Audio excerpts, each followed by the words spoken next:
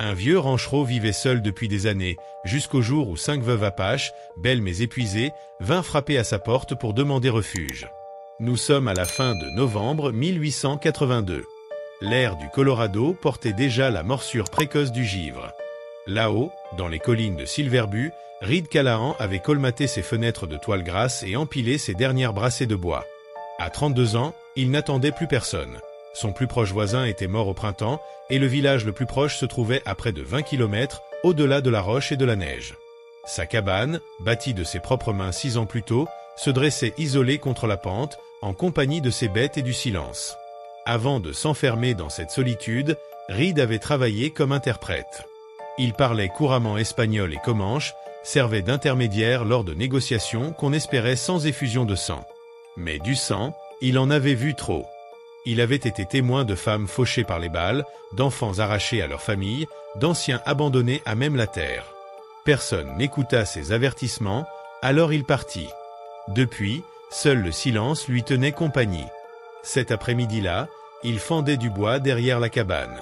Ses gants étaient percés, ses bottes fendillées au talon, mais il frappait d'un rythme régulier, par nécessité plus que par habitude. Une marmite frémissait déjà sur la cuisinière, et un morceau de chèvre attendait d'être mis en ragoût. C'est alors que le silence changea. Reed suspendit son geste, tendit l'oreille. Ce n'était pas le vent, des pas, nombreux, prudents, humains. Il fit le tour de la cabane, la main près de son revolver. En débouchant près du porche, il les vit, 5 femmes, immobiles au bord de la clairière. Pas de chevaux, pas de charrettes, seulement leurs pieds rougis par le froid. Leurs robes, autrefois de coton ou de cuir, n'étaient plus que tissus déchirés et raidis par la glace. De lourdes couvertures malmenées couvraient à peine leur pudeur. Celle qui marchait en tête, une femme aux formes pleines et aux cheveux sombres noués par un tendon, fit un pas vers lui. Ses lèvres étaient sèches, mais son regard ne tremblait pas. « Nous avons besoin d'un abri. Juste pour une nuit, rien de plus. » Reed ne répondit pas tout de suite. Derrière elle, il aperçut la détresse silencieuse. La plus jeune avait une tache de sang sur la cuisse, la plus grande tenait son bras comme s'il était démantibulé, une autre portait seulement un petit sac. Ce n'étaient pas des errantes, mais des survivantes. Il se souvenait trop bien de la dernière fois qu'il avait ouvert sa porte. 3 ans plus tôt, un trappeur en fuite lui avait volé son cheval et ses réserves d'alcool. Mais ces femmes n'étaient pas des hommes. C'étaient des veuves apaches, usées mais pas brisées, fières malgré la fatigue. Reed ouvrit le portillon sans un mot. Elles entrèrent une à une, lentement, l'observant du coin de l'œil. L'odeur du sang et des aiguilles de pin se mêlait à leurs vêtements. La plus âgée, grande, aux hanches larges, ne le remercia pas. Dedans, Reed raviva le feu, servit ce qui restait du ragoût de la veille et distribua les écuelles en silence. Les femmes se rassemblèrent près de la flamme, cherchant la chaleur. Celle qui avait parlé, son corsage déchiré révélant une blessure mal refermée, tendit ses mains vers le foyer sans cacher sa douleur. Reed sentit sa gorge se nouer, non pas de désir ni de gêne, mais de colère contre ceux qui l'avaient meurtri. La plus jeune tremblait en avalant sa part sans un mot, les yeux écarquillés de fatigue. Ce n'étaient pas des mendiantes. Elles venaient parce qu'il n'existait plus aucun autre endroit. Après le repas, Reed leur donna des couvertures et installa des couchettes près du poêle. Il ne demanda pas leur nom, ne posa pas de questions. On ne gagne pas la confiance de femmes traquées avec des paroles. Tandis qu'elle s'installait, il resta assis près de la fenêtre, le fusil sur les genoux, surveillant la nuit au cas où elles auraient été suivies. Derrière lui, il entendait leur chuchotement, parfois un éclat de rire bref, des bribes qui sonnaient comme le souvenir d'un foyer. Cette nuit-là, Reed ne dormit pas vraiment. Il n'avait pas peur. Ce qu'il ressentait, c'était plus lourd encore, une responsabilité. Le matin, l'aube glacée filtra à travers les planches. Reed ralluma le feu, prépara du café. Quand la femme aux cheveux sombres Saïne se leva, elle l'observa sans honte, sans séduction, simplement pour le jauger. Il soutint son regard et hocha la tête. Elle comprit. Bientôt, l'odeur du café remplit la cabane et les femmes s'éveillèrent une à une. Après le maigre déjeuner, elles sortirent sans qu'il ait besoin de leur dire quoi faire. L'une vérifia le corral, une autre raccommoda une couverture, une troisième tira de l'eau au puits. La plus jeune réchauffait ses mains de son souffle. Ce n'étaient pas des invités, mais des survivantes et les survivants ne restent jamais immobiles. Plus tard dans la journée, Alors que le soleil pâle dégelait le toit, Sayin finit par parler. Elle expliqua qu'elle venait de plus bas, près de Fort Garland. Des ranchers blancs, ivres, les avaient attaqués sous prétexte qu'elles cachaient des guerriers. Elles avaient perdu leurs hommes depuis des mois, mais cela importait peu, veuves ou pas, ils prennent ce qu'ils veulent. Leur abri avait été incendié, et le peu qu'elles possédaient emporté. Elles avaient marché 5 jours dans la neige. Sayin fit un pas vers lui, le regard planté dans le sien. « Nous avons vu ta fumée. Nous savions qu'ici vivait un homme seul. Sinon, nous n'aurions jamais risqué. » Reed l'observa longuement, puis répondit simplement. « Alors, tu avais vu juste. » Elle esquissa un léger sourire avant de l'effacer aussitôt. « Nous ne resterons pas longtemps, seulement le temps de reprendre la route, dit-elle, sans obtenir de réponse de Reed. Cet après-midi-là, il sortit du cabanon quelques outils supplémentaires, une hache, des clous, de la corde. Sans donner d'explication, les déposant simplement pour la soirée. Peya avait déjà réparé la porte arrière, Kaya avait raccommodé une vieille tenture, et Nolly avait ajusté le verrou. Assis sur le porche, un café à la main, Reed les observait se déplacer avec une aisance troublante, comme si elles avaient toujours appartenu à cet endroit. Aucune ne demanda quelles règles suivre, aucune n'exigea de consignes. Quand Sayin passa près de lui pour entrer, sa hanche frôla son genou, un geste ni totalement volontaire ni vraiment accidentel, et leurs regards se croisèrent de nouveau. Cette nuit-là, les 5 femmes dormirent à l'intérieur, rapprochant les couvertures près du poêle. Tala se blottit contre Kala, Peya resta de garde près de la porte, les bras croisés, Nolly s'étendit sur le dos, les yeux ouverts dans l'obscurité. Sayin prit place à l'autre extrémité, près de la chaise où Reed s'assit de nouveau. Elle ne s'endormit pas immédiatement, se tourna sur le côté et le fixa. « Je sais ce que les hommes attendent, » murmura-t-elle. Il ne répondit pas. « Je sais aussi ce que les gens diront si nous restons trop longtemps. » Reed demeura silencieux. Elle détailla ses traits, la cicatrice à côté de son œil, la raideur de ses épaules, puis acquiesça pour elle-même avant de se tourner. Reed resta longtemps à fixer la porte, puis le feu, puis la silhouette de son dos sous la couverture, et pour la première fois depuis des années il ne se sentit plus en surveillance, mais en appartenance. Il ne les chassa pas. Cette nuit-là, une neige lourde recouvrit la terre d'un silence blanc. Le matin venu, dehors tout était immobile, sans vent ni trace, seulement des amas glacés et un ciel bas et gris. À l'intérieur, l'air était tiède mais oppressant. Le feu s'était consumé, l'odeur de café flottait encore, le bois craquait doucement, mais personne ne parlait. Assis à la table, Reed affûtait un couteau, le frottement régulier de la pierre suivant le rythme de sa respiration. Près du poêle, Sayin ajoutait de l'eau dans la marmite. Sa robe encore humide de neige collait à ses jambes. Elle n'avait pas demandé la permission de sortir, avait simplement pris un seau et l'avait rapporté plein. Les autres vaquaient en silence. Kala balayait, Tala pliait une couverture, Peya vérifiait les fenêtres, et Nolly hésitait, les bras croisés, devant la porte. C'est Sayin qui parla la première. « Reçois-tu des visites du village ?» Reed ne leva pas les yeux. « Non. » Elle insista. « Quelqu'un t'apporte des provisions. » Il répondit qu'il descendait une fois par mois, mais pas avant la fonte des neiges. Elle hocha lentement la tête. Cela voulait dire qu'aucune aide ne viendrait, qu'aucune surprise n'était à craindre, et que si quelque chose survenait, nul ne le saurait avant le printemps. En silence, elle retourna à sa tâche. Reed la regarda. Elle avait l'air forte malgré la douleur, avec dans ses épaules la tension de quelqu'un qui n'avait pas connu le repos depuis des semaines. Plus tard, il déplia sur la table une vieille carte tachée et usée.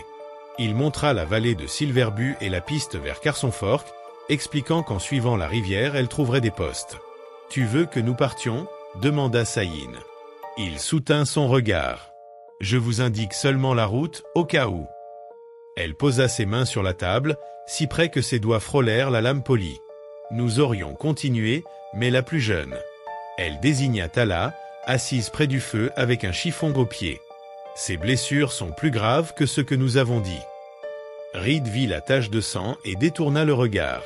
Sayin ajouta, « J'ai un peu de pommade, ce n'est pas grand-chose mais cela servira. » Elle précisa qu'elle travaillerait pour payer, mais Reed répondit qu'il n'avait rien demandé. « Ce n'est pas pour toi, c'est pour elle, » insista-t-elle. Reed n'argumenta pas. Il déposa la boîte à côté de Tala et dit doucement, « Fais-le toi-même. » La jeune fille hésita puis prit le pot. Peya, posté derrière, surveillait Reed avec méfiance, mais un léger soulagement apparut sur son visage. L'après-midi, la cabane s'anima de gestes simples. Kaya recousit le manteau de Reed, Noli nettoya les étagères, Tala se reposa, tandis que Sayin fendirait du bois dehors. Reed la rejoignit, l'observant manier la hache avec la maîtrise de celle qui fend par nécessité et non par orgueil. Il lui tendit un outil plus lourd, qu'elle saisit sans effort, et comprit qu'elle n'était pas une paysanne ordinaire, ni une noble, mais quelque chose entre les deux. « Tu as servi l'armée, dit-elle. » Il répondit simplement, « On m'a envoyé ici. Je ne suis pas parti. » Plus tard, ils rentrèrent ensemble avec le bois. Ce soir-là, Reed cuisina un lapin, et l'arôme emplit la pièce d'une chaleur presque nouvelle. Le repas se déroula dans un calme léger, ponctué d'un rare rire de Noli en apache. Cette douceur surprit Reed, qui sentit en lui se desserrer une part longtemps figée. Plus tard, quand toutes dormaient, Sayin resta éveillée. Elle s'approcha de lui près du feu, et leurs regards s'affrontèrent sans phare. Elle posa une main froide sur sa poitrine, et son baiser fut simple, patient, sans excuse ni promesse. « Bonne nuit », souffla-t-elle avant de regagner sa couche. Reed resta figé, mais ne monta plus la garde. Pour la première fois, il n'attendit pas le retour de la solitude. Les jours suivants s'écoulèrent au rythme de la cabane, lever, travail, repas, repos. La neige reculait un peu, la lumière gagnait du terrain. Il n'y eut pas d'autre mot sur ce baiser, mais tout changea. Les gestes de Sayin devinrent plus proches, plus libres, ses doigts frôlant parfois le bras de Reed comme pour dire « Je n'ai pas oublié ». Lui ne s'écartait pas. Un matin, avant l'aube, il partit vérifier les pièges près du bois d'Aspan. Quand il revint, il trouva la cabane transformée. Un second foyer avait été dressé, chacune occupée à une tâche. L'harmonie silencieuse de ce tableau lui fit comprendre qu'elles n'étaient plus des étrangères, mais déjà, malgré lui, une part de son monde. Elle ne lui demanda pas où il allait. Elle se contenta de lui tendre son manteau, l'aida à l'enfiler et redressa son col en silence. Reed partit alors, le soleil levant découpant la neige d'une lueur dorée derrière lui. Lorsqu'il revint au début de l'après-midi, la cabane n'avait plus tout à fait le même visage. La fumée s'échappait encore de la cheminée, la porte du cabanon avait été rafistolée et le bois soigneusement empilé contre le mur, mais quelque chose d'invisible flottait dans l'air. Il le ressentit avant même de le voir. En descendant de cheval, il balaya la cour du regard. La porte s'ouvrit soudain et Pia apparut sur le seuil, les bras croisés. « Nous avons eu de la visite, dit-elle. » Reed serra la mâchoire. « Qui » ? Un homme blanc, la trentaine. Il portait une étoile de shérif adjoint, mais n'avait pas de cheval. Il prétendait venir du village, disait chercher 2 mules volées, mais en réalité il nous a vus entre les arbres. Il a commencé à poser des questions. D'où nous venions, si nous avions des papiers, pourquoi nous étions ici et sous l'autorité de qui. Reed entra dans la cabane, où les femmes étaient assises, toutes calmes sauf Tala, les yeux rougis. Elle avait pleuré. Sayin, près de la fenêtre, expliqua que l'homme ne cherchait pas des bêtes, mais voulait savoir qui elles étaient vraiment. Reed sortit inspecter les alentours, aucune trace fraîche, le vent ou quelqu'un avait effacé les pas. Pourtant le malaise restait. Il passa l'après-midi à couper du bois en surveillant la colline, le visage fermé. Au crépuscule, Sayin vint se poster à ses côtés. « On devrait partir », dit-elle. Reed resta muet. Elle insista, il pourrait revenir avec d'autres. S'il devait le faire, il ne serait pas venu seul la première fois, rétorqua-t-il. Elle demanda, « Penses-tu qu'on est en sécurité ici ?»« Ici, plus qu'ailleurs. » Mais Tala avait tremblé quand l'homme lui avait demandé son nom, elle avait failli s'effondrer, et il avait vu sa peur. Reed savait qu'elle était très jeune et déjà mariée de force auparavant. Sayin confirma qu'elle n'était pas la seule. La nuit suivante, le feu brûla plus longtemps. Reed monta la garde près de la porte, Pia resta éveillée à aiguiser un couteau et Sayin observait par la fenêtre. Tous savaient désormais, le monde extérieur les avait repérés, ils n'étaient plus invisibles. Pourtant, personne ne songea à fuir. Le lendemain, Reed emmena Tala au cabanon pour lui apprendre à verrouiller une porte, poser des pièges, lire les signes dans la neige. Ses mains cessèrent de trembler. Plus tard, Sayin lui apporta une tasse de tisane et avoua qu'elle s'était trompée en pensant qu'elle ne serait qu'un fardeau. Reed écarta doucement une mèche de son visage et à voix basse, répondit « non ». Elle l'embrassa, plus longuement cette fois, et ne s'écarta pas. À partir de là, leurs gestes parlèrent d'une proximité croissante, un rythme partagé entre tâches quotidiennes, regards et silence. Lorsque la neige devint si épaisse qu'ils furent coupés du monde, la cabane se transforma en forteresse. Les femmes travaillaient sans relâche, séchaient les bottes, préparaient des herbes, colmataient le toit. Tala reprenait confiance, parlait un peu plus. Saïn et Reed s'épaulaient comme deux partenaires. Leurs genoux se frôlaient, leurs mains s'attardaient. Un soir, Saïn franchit la frontière du silence. Elle s'approcha, se pencha et ils s'unirent dans l'intimité, sans bruit, sans cérémonie, simplement pour se tenir l'un l'autre. Dès lors, ce n'était plus seulement l'hiver qu'ils affrontaient, mais une nouvelle forme de vie commune. Pourtant, des traces fraîches dans la neige vinrent rappeler que quelqu'un les observait. Les femmes eurent peur, mais aucune ne voulut repartir. Elles n'avaient plus de tribu où retourner, plus d'avenir ailleurs. Alors, ensemble, elles choisirent de rester. Reed prépara les armes, renforça les protections, conscient du poids qui pesait sur ses épaules. 5 femmes, chacune avec ses blessures et sa force, comptaient désormais sur lui. Saïn posa une main ferme sur sa cuisse et lui dit doucement « Tu n'as pas demandé ça ». Reed répondit d'une voix basse « Non, mais je ne l'ai pas fui non plus ». Ses cheveux retombaient libres et même si sa peau portait encore les marques d'anciens bleus, elle paraissait désormais plus forte, comme enracinée. Sa robe, usée et déchirée sur la poitrine, n'évoquait plus la fragilité, mais une armure qui avait résisté. Saïn se pencha vers Reed et l'embrassa, un baiser lent et assuré, sans urgence ni consolation. Quand ils se séparèrent, elle murmura qu'il resterait et qu'il résisterait si on venait. Reed posa sa main derrière sa nuque, leurs fronts se rejoignant, sans qu'un mot de gratitude soit nécessaire. Dehors, la neige tombait encore, mais à l'intérieur, ils étaient prêts non seulement à survivre, mais à revendiquer ce qui leur appartenait déjà. La neige finit par disparaître à la mi-janvier, laissant derrière elle de la boue et une terre dure, tandis que les ruisseaux se réveillaient sous la glace et que la lumière plus longue du matin annonçait la venue du printemps. Pourtant, l'impression d'être surveillé persistait.